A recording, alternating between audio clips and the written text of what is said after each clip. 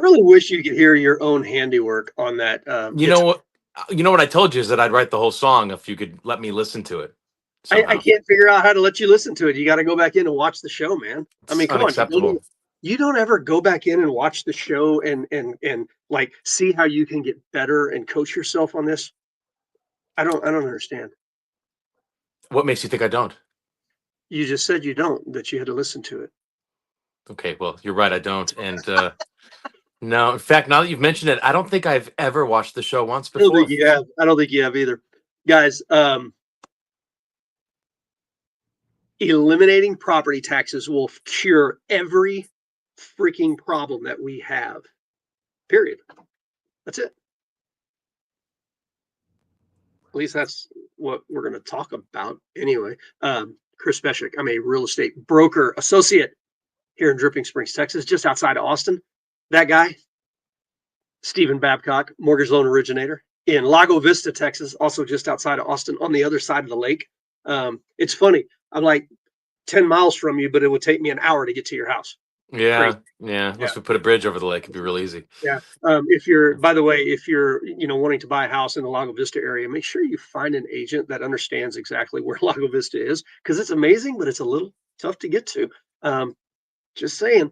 Man, we're gonna talk about a couple things, but let's just get started. Oh, you know what, guys? The point behind the show is so that you're hanging out with us like we're just in a bar drinking beer, and after 5 o'clock, we get some tasty beverages and we talk about economics and we talk about real estate and mortgages and all that other stuff.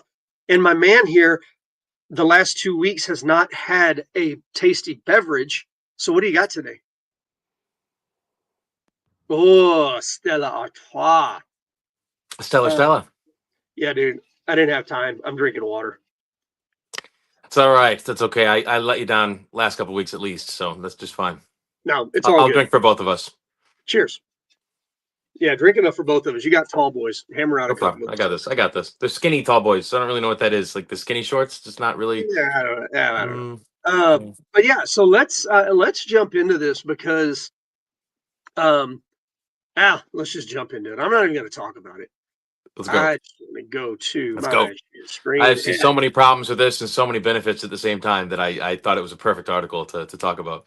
It kind of is. And guys, the title, this is from Fox Business. The title is How Eliminating Property Taxes in Florida Could Affect the Real Estate Market. And the reason this is relevant is because there's a lot of people in the Texas government that have talked about getting rid of our property taxes. So before So, we even start, what would be a benefit of getting rid of the property taxes for, like, say, a renter? there would be none. Are you sure? Well, I mean, rents wouldn't go down. So are we going to reduce or eliminate property taxes for the landlords or just the homeowners, like the Landlords are homeowners. You're going to I didn't mean reduce. homeowner. I meant the homestead people, like your own personal house, your personal residence. Yeah, I don't know that you can draw that designation, but that's a real good question to start off with. I mean, me personally, if you're going to get rid of property taxes, you get rid of property taxes. Get rid of them. What does it matter if it's me as a homesteader, or me as an investor that has real estate, or Elon Musk that has businesses, or Samsung? If you're getting You rid know, of property when taxes, you get rid of the income from property tax, it causes all sorts of problems within government. For instance, I didn't say. California is no longer making any money from their cigarettes anymore. They tax the hell out of those, so now they don't have enough money coming in through. So they have to find them through other avenues. I will Um, give you a relevant example of that in the state of Texas. sure. The state of Texas, because of the CAFE standards imposed by the federal government on the efficiency of cars and electrical cars, the state of Texas now, and you know this, is charging a fee every year for electric cars because roads were mostly built and maintained by gas taxes. Well, people like this guy down here don't pay gas taxes because he doesn't use gas unless he takes his RV somewhere. Um, and so they're having to add additional fees to electric cars.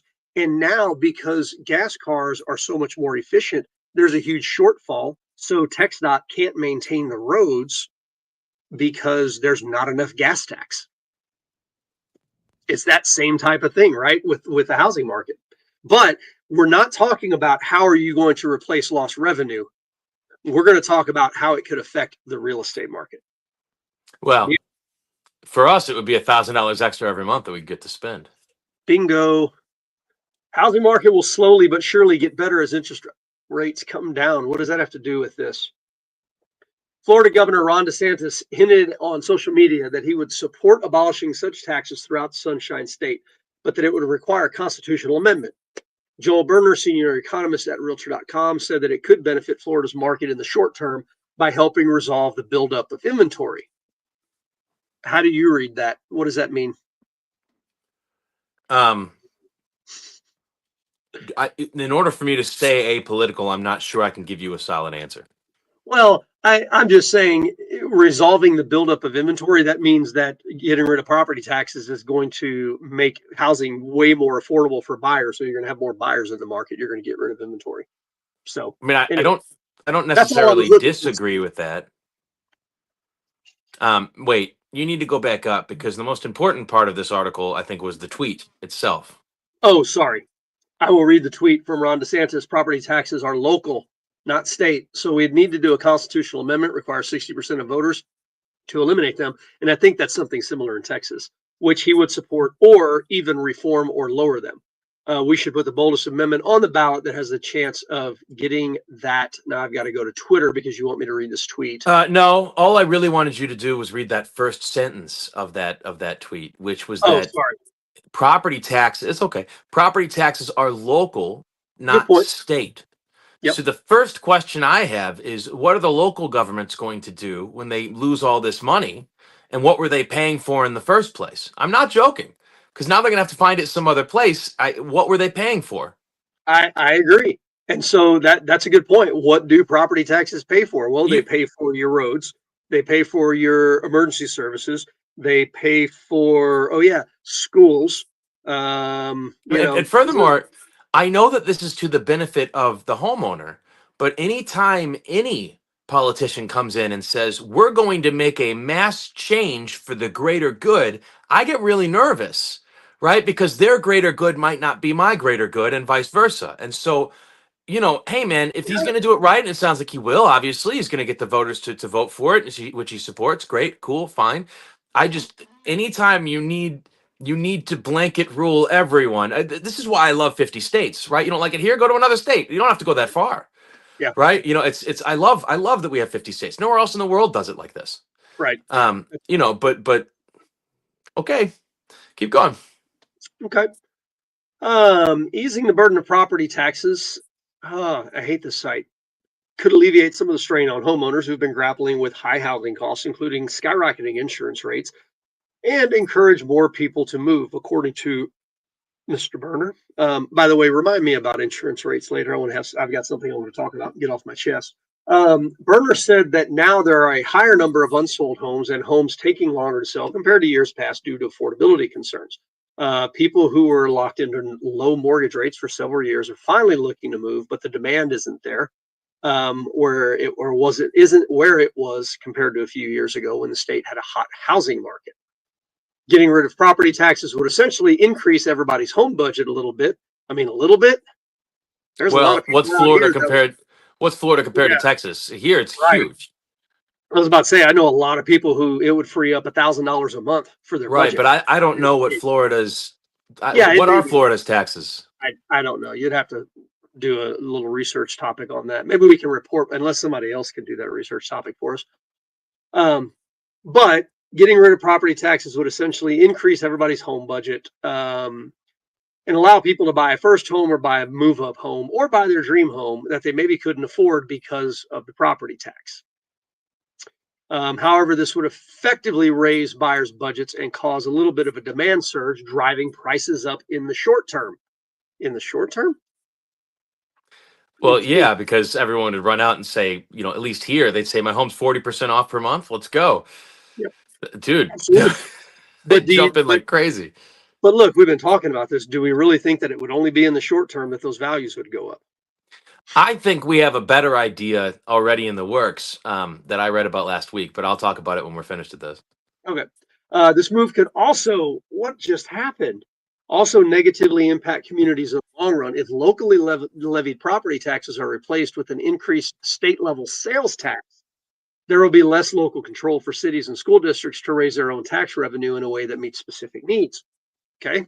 Fair You point. say that, but how many people are actually going out and buying stuff as opposed to buying it online right now? And then online, is it sales tax online? How does that work then? Locally, Yeah, do you charge locally Amazon, now? you used to be able to get past sales tax on Amazon, but now you can't. They've closed that loophole. All Yeah. right. He said different municipalities have different requirements and a blanket tax revenue at the state level to be less specialized than property taxes for those requirements. Okay. Chen Zhao, economic research lead at Redfin, said that there would be knockoff effects of eliminating property taxes. For example, he said that buyers could perceive that local services such as schools would suffer as a result, which could also dampen the benefits of eliminating property taxes. I don't know how that would dampen the benefits of it. I'd have to wrap my head around that. Zhao and Berner said that it would also still be unclear how the state would raise revenue in replacement of property taxes. Again, how do you pay for services? If the state offsets it by raising sales taxes, it might also be off-putting to potential migrants to Florida. Okay, there's a reason that a lot of people are moving from California. We've talked about it. Still, the issue of high insurance costs remains. Cost of insurance due to intensifying climate risks, God, is high enough to offset the property tax savings. Buyers may still hesitate to buy in Florida.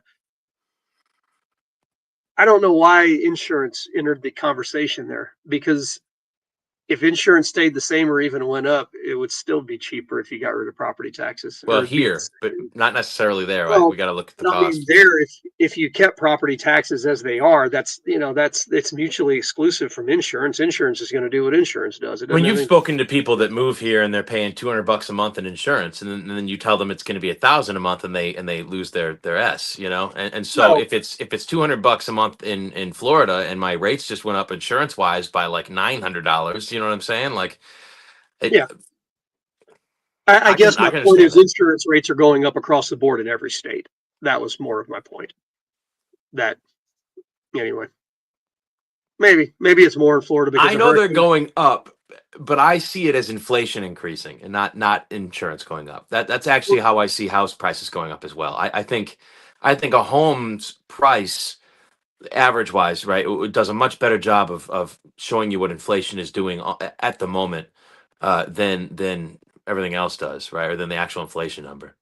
Um, I'm taking my glasses off and I'm going to crack my knuckles here because I'm gonna go ahead and bring this up now, instead of yeah. later, because I'm getting something off of my chest.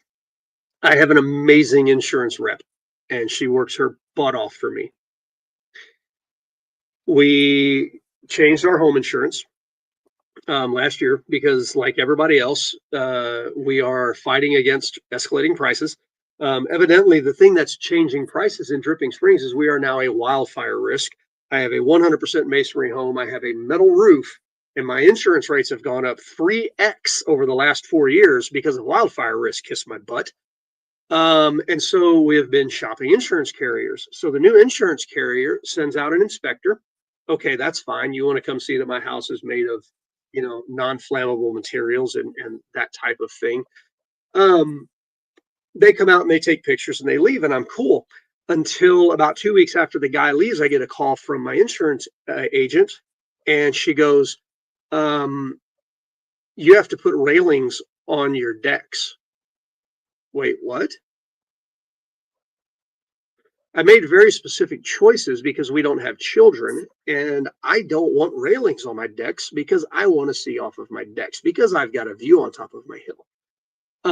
So this inflation thing that you say about insurance is bullshit. It's not inflation. It's insurance trying to Well, build their coffers back up because they're losing their asses. they're two And different issues, and the insurance companies now also have access to Google Maps and things.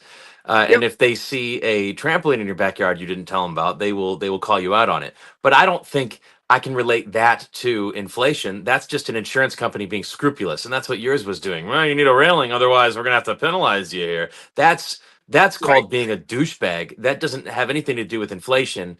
Yeah. I agree with that, but your rates didn't go up because of your fence, and you didn't start shopping because of your fence or lack thereof, right? And Or because of your porch, right? Your rates went right. up, and then you started shopping, and not because they found your porch didn't have a railing. So I still think rates are going up because of inflation. But again, my rates are going up because of a wildfire risk on a house that's not going to burn down. That's not inflation, man. Now, are rates going up because of inflation? Yes. Are they tripling in 5 years because of inflation? No, Hell no. that's different. That's different outside that. However, some homes that have gone up not triple, but that have gone up 60% in a year, Yeah. I'd say that's inflation.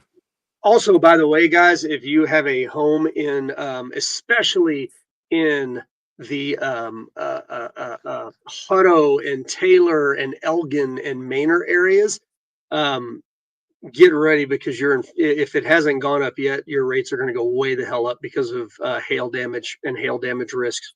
It's coming. That's not inflation either. They're going to absolutely try to bend you over. Just saying, get ready. Get a good insurance agent that is a broker. I think that is the best way to do it. And speaking of, my agent's calling me now. I hope she's not watching the show. So did you hear, She's not. switch the subject here a little bit, did you hear recently the talk of allowing car payments to be deductible on your taxes? Well, okay. I have had about 5 different reactions to that statement you just made. In short, in well, because here's the deal. And wait, what's Trent saying? Insurance carrier pulled out of the area. Yeah, Trent lives over here in Drip, or West Austin, Southwest Austin. New insurance, yeah, 2.5 times in 5 years. Yep, Trent, it's because you are a wildfire risk. Go figure that. And I know your house is 100% masonry with a metal roof, also. Um, so on the car thing, businesses, if I have a car that is over a certain weight, I can deduct it. It is a Right. But business expense. now the accountant, or not accountant, that's a bad example, but the guy that works at 7-Eleven that Yep. happens to own a house can also deduct that. And you know as well as I do, if all you own is just your house and you don't own a business, these days we can't really deduct. I mean, we can deduct it, but it doesn't do anything next to the standard No, deduction. not at all. The only way to allow it to do something next to the standard deduction is to throw another house on there, right? Or some other huge amount of expenses. Right. Well, you throw on a car maybe a truck that's costing somebody $1,000 a month. Now all of a sudden it makes a difference. It's more than the standard deduction. And now what if I have a truck and a car for my wife, right? And Yeah. you know what I mean? That can actually add up pretty fast for the average person, I feel like. Yeah. And I don't know much about, and look, I get it. There's loopholes. There's not loopholes. There are tax laws that are written that can be taken advantage of. There's no such thing as a loophole. Um, that, my opinion. Sorry. But I'm not much on allowing people to take deductions for lifestyle choices. Don't It know that used I to have really like deductions on credit card expenses or credit card it. Yeah, yeah. But you know what? interest. As I think about it, there still is mortgage interest deductions, and if somebody wants to buy a big house, there's a larger mortgage interest deduction than one on a small house. So that's a lifestyle choice. So So maybe I'm not as smart as I thought I was. from my perspective, no way is a car's deduction going to meet or exceed the standard deduction, right? They would probably end up Which raising the standard deduction I also. think it was like 25 grand or something like that. So you'd need to deduct more than 25 grand, to okay, well, that means you got to buy a house, right? If you're Yeah, paying $1,000 a month on the house, $1,000 a month on the car, $500 a month on the other car, something like that. All of a sudden now you can write something off where you weren't able to yeah, before. yep, I don't yep. know. I think it'd be good. I think it'd be good for houses. It would be good for houses. It would be interesting. Anyway, I'm kind of so we've covered the point of property taxes. Like, okay, yeah, would it help? Yep. Would it increase the price of houses? Yep. But more people would be able to afford it, so it increase it even more. It's kind of like the $25,000 tax credit. Okay, great. You're picking winners, and then everybody's going to lose because it's going to increase the value of homes. Right. Anytime you get in there artificially, that's when people show up with $50,000 extra to throw in a house, that kind of Now, stuff. don't get me wrong. I've always said I'm more on the libertarian side anyway. Like there's people that can provide services for a cost. This whole greater good thing. I don't know, man. I don't know. There's a lot to digest there. But outside of that, I told you last week that I was going to do some research, and it was all based around, is the housing market actually softening or not softening? Are the values decreasing in Austin? You remember us talking about this? Yeah. Because I read a part of an article that caught my eye, and it was like, well, what's actually happening? Is it that home values are dropping, or is it that builders are trying to build cheaper and cheaper houses so they can sell more of them? This is interesting data, my friend. Um, and while I'm kind of opening it up, one of the things that you and I have talked about a lot is this market being more of a have to market, not a want to market. Right. And so I'm going to start with new builds that closed in 2021. Um, Sorry, I should have had all these sized already.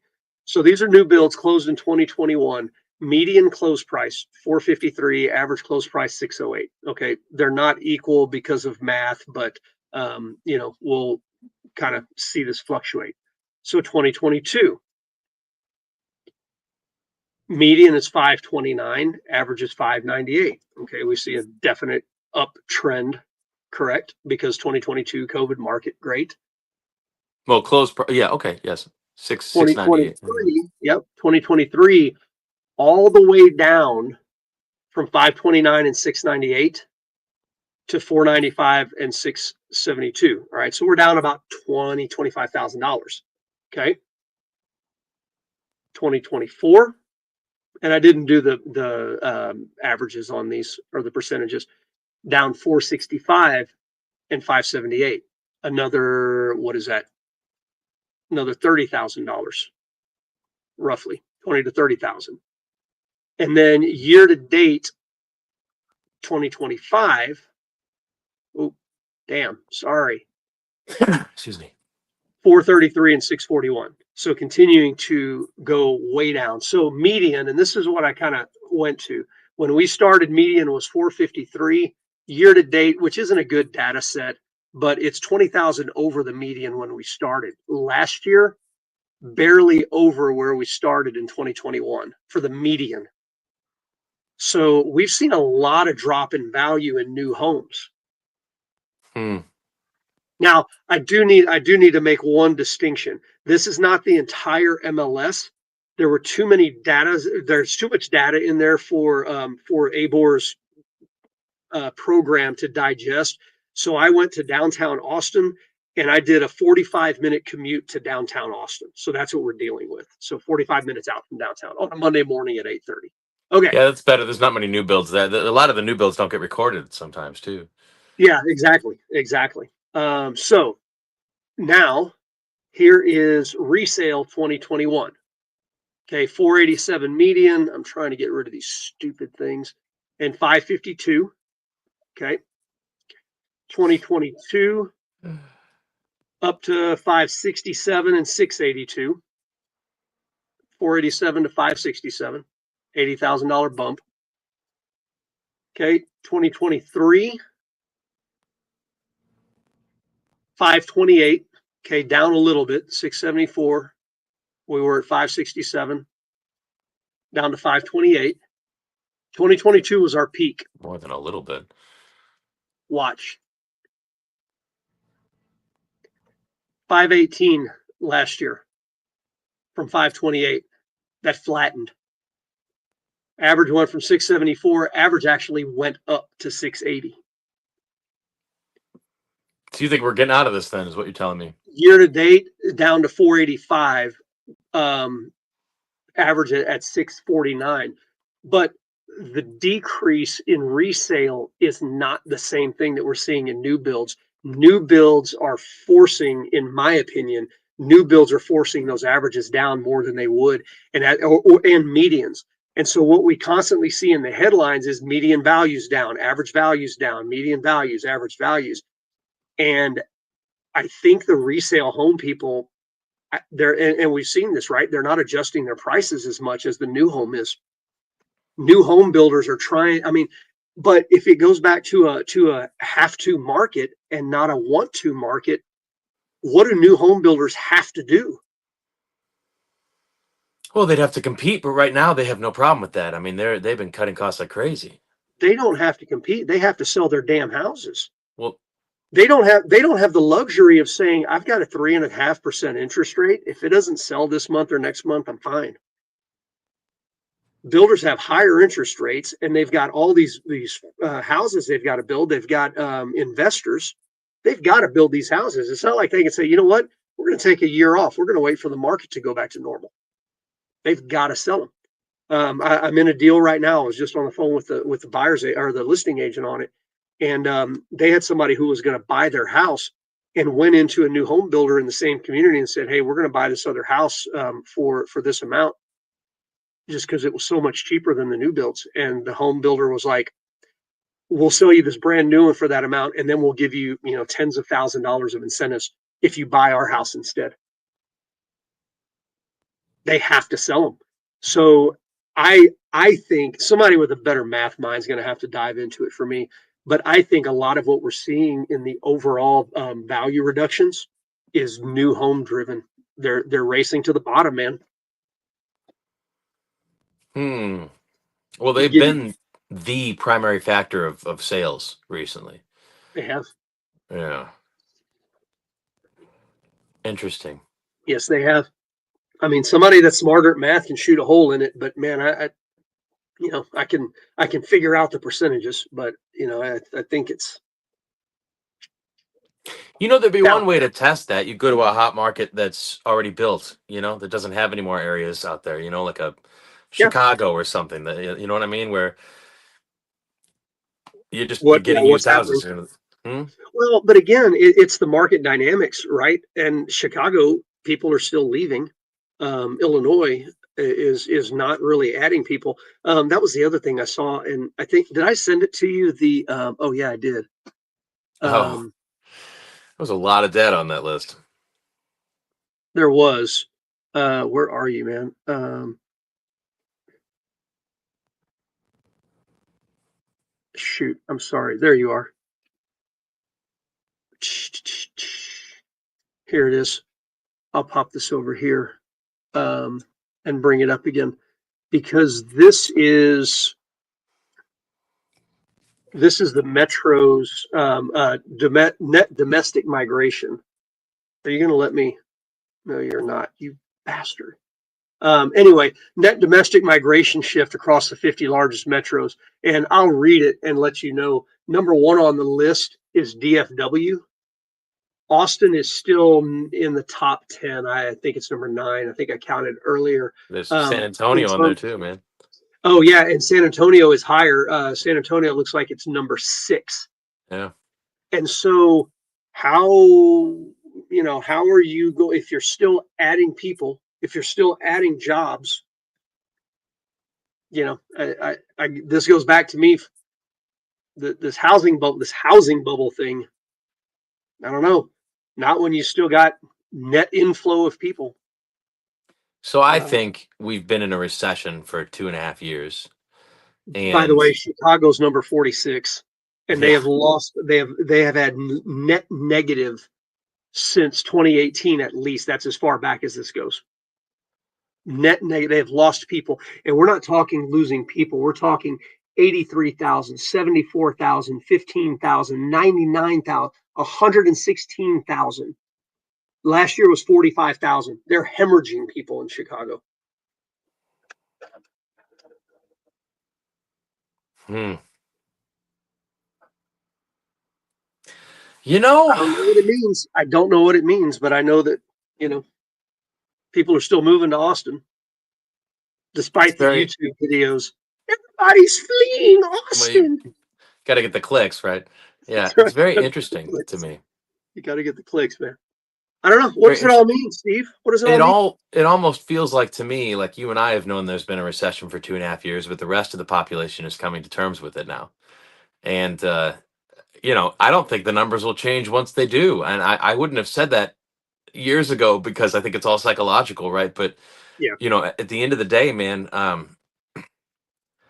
there has been there's this strange psychological shift that happens politically. And yeah, if you look at a graph, and you ask someone on either side of the spectrum how things are going economically, when their president is in office, they think things are doing great, and when the president isn't in office, very quickly over a course of about 2 months into that presidency, they then get to a stable area where they think the president is not doing well. And it's the graph just does this. It just keeps doing this. If we went right and then left and then right and then left. And it's funny though, because the economy can't just be doing great when your president is in office, and it can't that's just right. be doing terribly when your president's not in office. For both sides all the time, every time, right? Like, of course, that can't be the case. And I think what we're getting right now is a lot of people that are seeing how things have been that weren't quite aware of it over the last few years. Yeah. And I think they're coming to the realization that the numbers maybe that they were fed weren't real, like the rest of us have known for a while now, at least in the economic side of things. I Um, just had a conversation yesterday with a client. Like, do you think we're going to have a recession? I'm like, we've been in a recession for 18 months. What are you talking about? at least, yeah, at least. Yeah, I was being a Um, little generous. And here's a case in point of what you just said. Facebook's so funny, and I've just got to not engage because people. But my wife was telling me today about a friend who had posted something about look at your investments and f Donald Trump basically, and it's funny as hell. This is case in point for what you're saying because yeah, we've dropped since this peak right here. But oh yeah, that one was under Biden. That drop was under Biden. That drop was under all. That drop was under Biden. That drop was under Biden. Oh look, that drop was under. Like people, come on, don't be idiots. well, It's it's even more exacerbated today because all of our news is specifically yeah, curated to yeah. just what we want to hear. It's Um, it's the stock market. It goes up and down. Yes. Oh my God. This president's the worst ever. He's the only person that's I'll ever tell, lost value in the stock market for us. Come on. I'll tell you, Facebook's one thing, but it makes me sick to my stomach to see people post political things, and not subtle political things like "this guy's an idiot" kind of stuff on LinkedIn. Um, Oh wow. I haven't been on LinkedIn in a long time, and I just thought, you know what, I'll log in, just update a few things, tell people I'm still alive, etc. Just the other day, and I was appalled. I mean, it was like every third It's crazy. posting was something political, Wow. and again, it wasn't like a subtle, or it wasn't like something I would do, right? Where like, this has been passed in the whatever, and now Yeah. that's going to mean these Information. kinds of changes, everyone. So prepare for Right. X, Y, and Z. Great. No, it was this person is the dumbest thing on the planet, and if you agree, then you're a Nazi. And it's like, whoa, is your employer okay with you posting this? Will you ever? Do you think there's ever going to be a time in your future, ever, that you might need a job? Yeah. Ever. Okay. I don't know. It really was appalling to me to see how many people are just like, Crazy. I don't care. Take a look. It was much. And It was a bit much. going back to your point, and it's the stuff that we talk about with mortgages and economics and all that stuff too. We give our side of things, and there's people that are going to disagree, and that's fine. But going back to your point, it's funny how it's only at certain points in time, and it's on every side of the political aisle. For people who are just going to lose their mind at any little thing, it's like Right. it's not. It's typically not here or here. It's usually somewhere more like here. Dude, you mark my words. Their psychology will be using Tesla as a case study Oh yeah, for years. the craziest thing I think I For may have ever seen in my years. life. When it came How? out under Obama, and they were given subsidies, and the right went crazy saying that's not fair. You're picking your winners and your losers. They're all going to be Solyndra. They're all losers. They're all going to go bankrupt. You're morons. And then all the way to the spectrum to today, which is if you, I mean, I'm telling, I wouldn't need to get into it, but the point is there will be psychological studies over this for Probably 100 years, to say the least. I cannot tell you. My kid will study this in college. He'll Yeah, he'll come home and tell me about it. it is so bizarre. It is so bizarre. Um, anyway, that's yeah. Let's end it on that. We kind of got off the rails a little bit. It's all good. It's good stuff. And guys, that's kind of what we do on here. We'll start in one spot and then we'll go. And sometimes you'll get good data. Like I think that data I pulled is relevant, don't you? If we could see it, yeah. Well, thanks. I appreciate it. I'm just kidding. Thanks, Steve. Thanks a Told you lot, what it bro. said. Yeah, I know. That's No, what I'm you kidding. We get don't for need to see the having data. We're private. here to see you. That's right. That's right. Anyway, we'll be back next week so Stephen can make more fun of me. Thanks, guys. Appreciate y'all watching. That's awesome. Laters.